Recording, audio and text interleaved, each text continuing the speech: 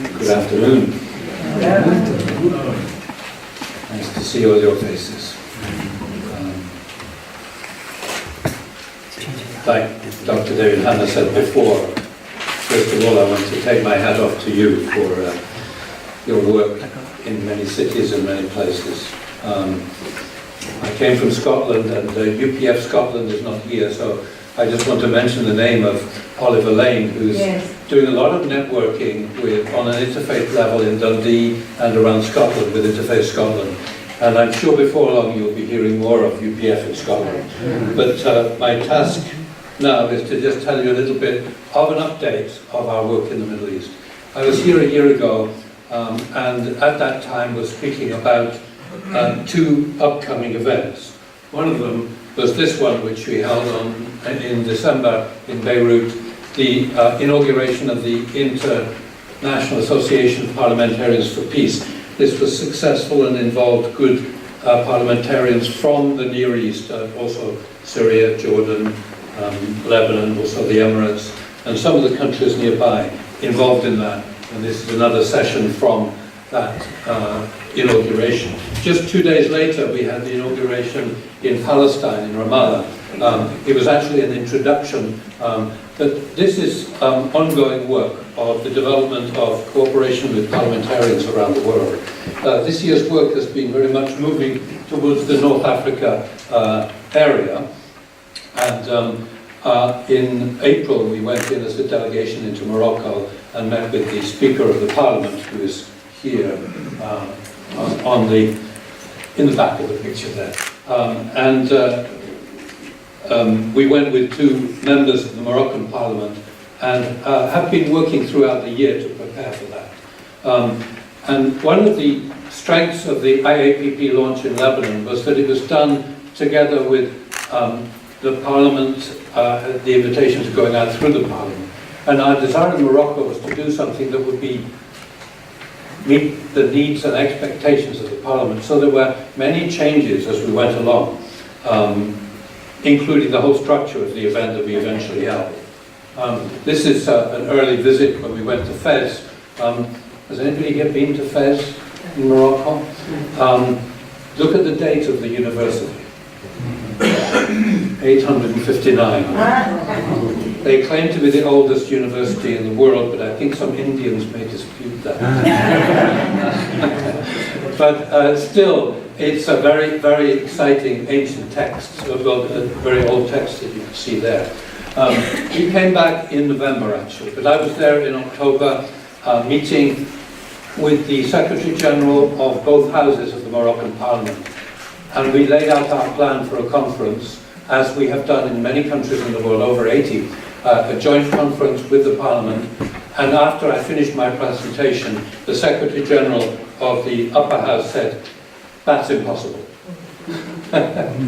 So following about an hour and a half's extended discussion, we changed our plan completely to fit what the Parliament itself wanted to see, which was a formal inauguration in a ceremonial way, which would be followed later by a conference. So here we are coming in on the 7th of November, we had the inauguration, and you can see some of our UPF delegation there. This was done in the Morocco chamber, which is very often used for committee meetings, but it's the traditional oldest chamber in the Parliament. And it was held together with different ones. Here you see us with the Deputy Speaker of the upper house. And here you see some of the coverage from the news. I'll show you actually the news item in a moment. From the national television that evening, had about a 2-minute slot on this inauguration of IAPP. On the left-hand side there, you see the leaders of each political group in the Moroccan Parliament invited for the occasion. And on this side, there's the UPF delegation. Here you see Dr. Walsh and also Madame Eniko Sheikh, who is from Luxembourg, the former Speaker of the Luxembourg Parliament, who represents the IAPP as the co-chair for Europe. So they were the two primary speakers from our side. Here is the Speaker of the Moroccan Parliament being interviewed for television and receiving the Ambassador for Peace Award, so he's one of you. Dr. Walsh being interviewed for television, and a picture afterwards. So now I'm going to test your Arabic. Okay. Actually, it doesn't matter that it's silent. من أجل السلام في العالم مبادرة وحسب رئيس مجلس المستشارين تأتي في سياق يحتاج فيه العالم إلى ترسيخ قيم السلم والتسامح. زبير برقاش وفؤاد الحرش. إطلاق فرع البرلمان المغربي في الجمعية الدولية للبرلمانيين من أجل السلام في العالم يعد لبنة أساسية لنشر ودعم قيم السلام في العالم، حيث أن المغرب يلعب دورا استراتيجيا في القارة الإفريقية ومنطقة الشرق الأوسط. وتتزامن هذه الانطلاقة لفرع البرلمان المغربي مع الذكرى المئوية لاندلاع الحرب العالمية الأولى، وإن دل هذا عن شيء فإنما يدل على تأكيد الأمم والشعوب على ضرورة ترسيخ قيم السلام والسلم في كافة أرجاء المعمور. الهدف هو نشر وتعميق ثقافة السلام في مختلف بقاع العالم، والجميع أكد على أن المغرب تاريخيا ثقافيا دائما قام بدور فاعل بدور مؤثر. So I'm going to skip because it's too long to show you everything. The important thing is that this was exactly what the Parliament wanted. Because of that, we have the basis to do a major conference with them in sometime in the coming year. Dr. Hannah mentioned that we should be doing something in North Africa, and I'm sure Morocco is a prime candidate. So we'll be working with them. But it's not going to be our conference, but a joint conference, which requires a lot of very careful interaction and negotiation. Here I have just 3 photographs from the Peace Road events done. Dr. Hannah mentioned that 72 nations form part of the European and Middle East. They include Morocco on one end and Afghanistan on the other end. And this is one of the Peace Road events held in Afghanistan. This is another one in Turkey, which was a very good occasion. It included a large number of Iranians and Israelis happily together on this March for Peace in Turkey, on the Black Sea coast in July. And here is one in Lebanon, held also later in August.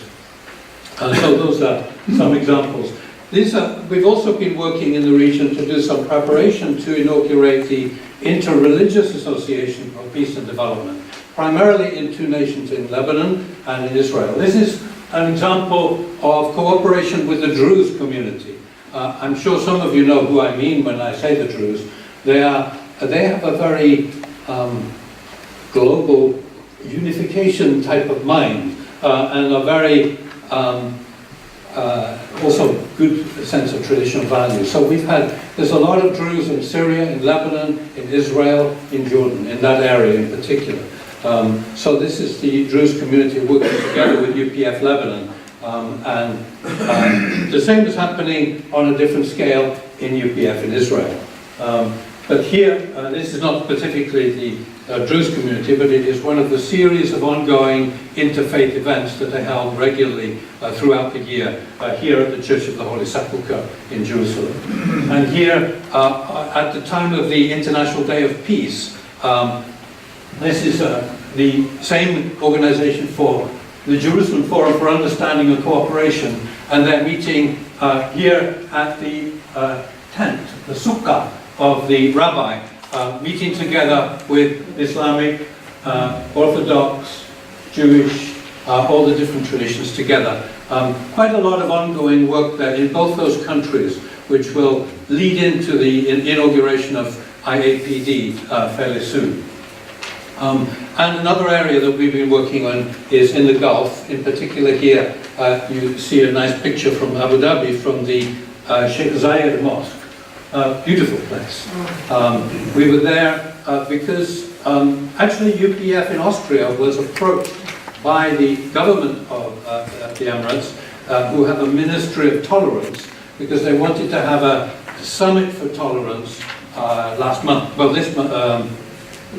Yesterday was this month, the 15th and 16th of November, and that event was being organized there, and they approached UPF in Austria. At the same time, we happened to be going into the Emirates, and we happened to be there when the announcement of the summit was made, so we were there, and we had a special appointment arranged through our good peace ambassador, Dr. Habash, with Sheikh Nahyan, who is the Minister of Tolerance. A wonderful and very gracious person, and I really felt somebody who really understands what it means to work with different cultures and religions in a very real way. The Emirates are very keen for people to realize that they have 200 nationalities living in their country, and out of their population, 90% are not Emirati. Yeah. So for them, tolerance is a very important step in order to live in harmony themselves, but they also want to export it. And so they've been working on that, and here Sheikh Nahyan is starting the Summit for Tolerance. UPF was asked to be a partner, so the Universal Peace Federation is a partner in that, and here Dr. Balcom is receiving an award as partner in the preparation of and management of the summit. Here are two examples, one at a session, and the one on this side is actually all the staff gathering for a picture towards the end. And here you see the director of the summit together with some of our UPF staff, who's also the director of the Institute for Tolerance. And he, in this picture, is signing the Memorandum of Understanding with Mr. Angelo Lucci, the UPF Regional Chair for the Middle East. And here we are, happy after the event. There was a very nice conference and concert. Sheikh Zayed, the founder of the one who brought the Emirates together, was born 100 years ago. So there's been a lot of celebration, and the timing of these events was because of that. We are very happy as UPF to have been involved in that and see good opportunity for ongoing development. That's my report. Thank you.